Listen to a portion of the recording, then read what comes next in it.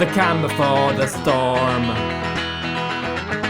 The last moments of free fall before your body hits the soil. Your life don't flash before your eyes, but a dozen windows go flying by. 1,000 windows, 1,000 glimpses into 1,000 miserable lives. Husband and wife fight as their children cry. Broken loners seek the next gig to survive. The figure in the corner tells all she has left for one last high.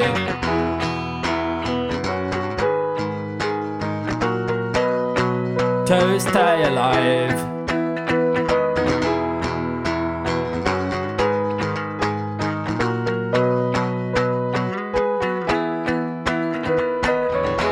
At the sight of 1,000 faces your mind changes. At the thought of these lost battles that you could help keep fighting. But that ship has sailed and we have failed. As the ground rushes to our heads we scream and flail.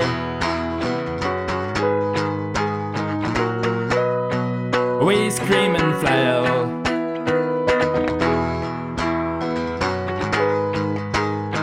And flail.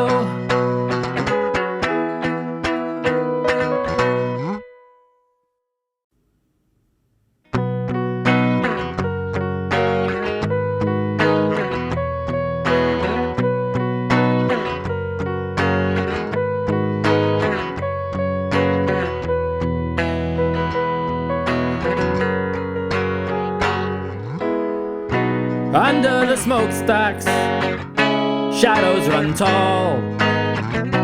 Hidden from sight like bent insects we crawl. Back to sleep, kept awake by the thought of 1,000 trees no longer weeping in the gale. No longer soaking in the swell. Felled and shipped off to the mills. Replaced with bunkers stuck across the hills. So we sit by the hearth, empty palms outstretched, seeking a warmth we were told should be there. Instead feel its absence etched into a bare. Frost-bitten hands, cradling exit wounds, our weakened bodies, tired minds will be released soon, like prints in the sand, washed away at high tide, return to dust, faded from memory, burnt lungs, parched tongues. Constricted throats we silent songs. These bloodshot eyes close one last time as a hungry mouth tastes the poison.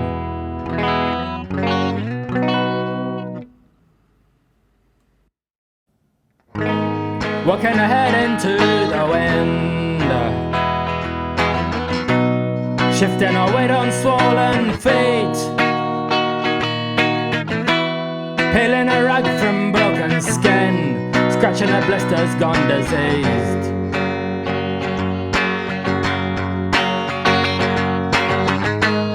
Breathing the thickness of the air,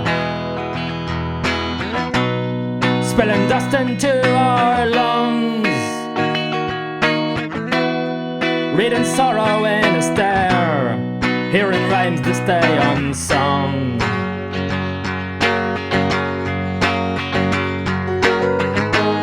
Shielding our eyes from every flame, sinking our face into our hands, placing faith in something great, something we think we understand.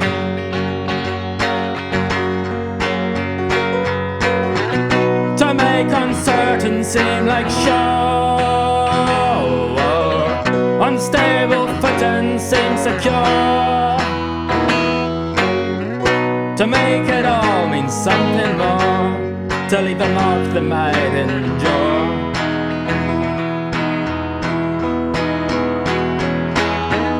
But in the end these efforts frail are each eclipsed on larger scales of exploding galaxies, unstirred by tragedies. A universe of small mercies. A banshee weeps for the parts of me that faded into memory, calling over the barren fields that once held crops of dreams. And I sing myself sour up past the hour of the blood-soaked moon and the wine-soaked sky.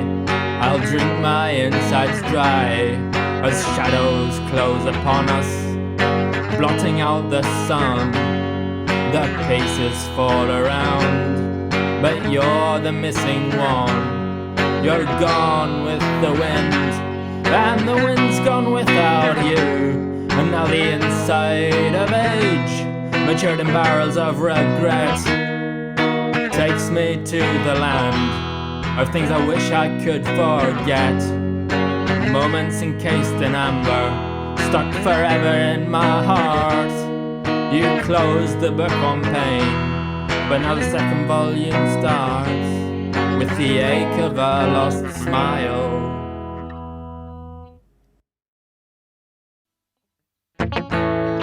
You never asked for this. You could drop it, cut yourself off. Till-grown burdens track you down. A prospect's worth a frown, but for now try not to think. Stay in bed sipping hot drinks, see what emptiness may bring. Follow cracks in the ceiling, fold your legs in your arms, as back and forth you swing. When the big stuff crushes you, you find comfort in small things, insignificant reprieves. They're not much of a shield, like flowers on a battlefield. Weekend sadness, despair on your own time as billboard smiles leave your jawline, and greedy thoughts collect subprimes of fortitude that you took out to make it just a little further. Trading the memory gone stale, a little sigh blown out of scale, a letter of resignation never mailed, until what's left of you so thin that it could be exhaled. Even your face is melting in your hands, or are those just tears that are running down your arms? I guess it's no cause for alarm. I guess it's no cause for alarm.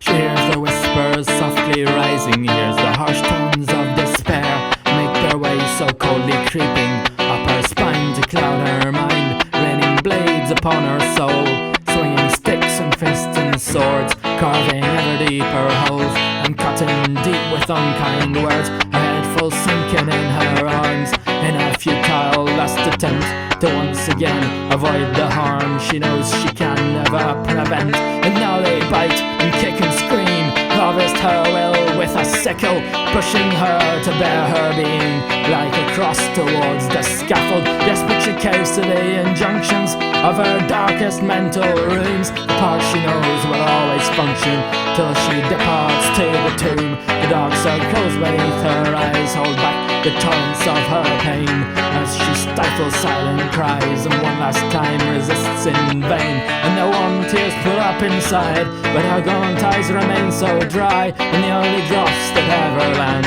are tainted red by shaking hands. And she knows as death descends, this is the only way all of this could end.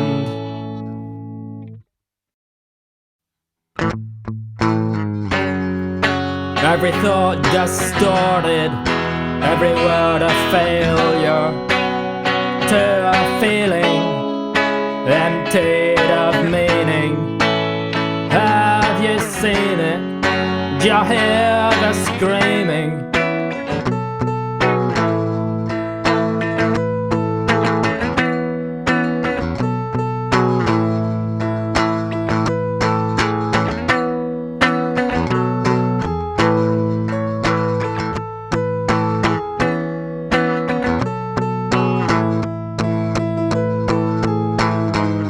Morning coffee, evening pills, days go by, thought distills another drop of poison till you're on your windowsill, looking down, coping mechanism drowns, and it was all just a handful of dust, turned to ash and then tossed to the trash.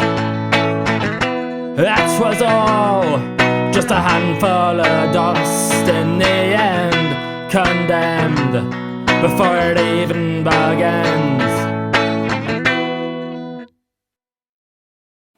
Despair and pain work night and day to wipe emotion from her gaze. Like acid rain might melt away a worn and withered statue's face. She stood the storms and stood the flames, the loss of hope, an end of wit. No amount of pills could dull the pain, but too many might put an end to it. So she poured the poison to the cup and gathered her remaining will to force her arms to lift it up into her mouth and drain the swell. And despite the burning in her lungs, despite the stillness of her tongue, her tortured throat so tightly strung, croaked and wheezed one final song.